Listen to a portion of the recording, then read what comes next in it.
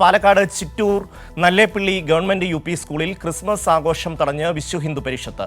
ജില്ലാ സെക്രട്ടറിയുടെ നേതൃത്വത്തിൽ 3 പേരെത്തിയാണ് അധ്യാപകരെ അസഭ്യം പറഞ്ഞത്.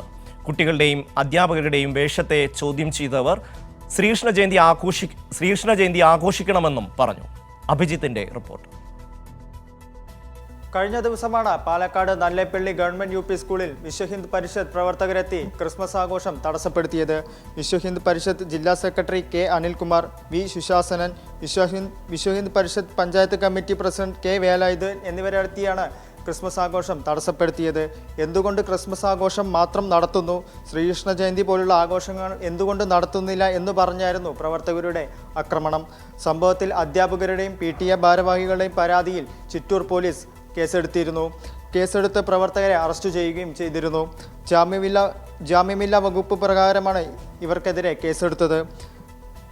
മതസ്പർദ്ധ വളർത്തൽ, അതിക്രമിച്ചു കയറൽ, ഭീഷണിപ്പെടുത്തൽ തുടങ്ങിയുള്ള വകുപ്പുകൾ പ്രകാരമാണ് കേസെടുത്തത്. ഷമി അഭിജിത്താണ് വിവരങ്ങൾ നൽകിയത്.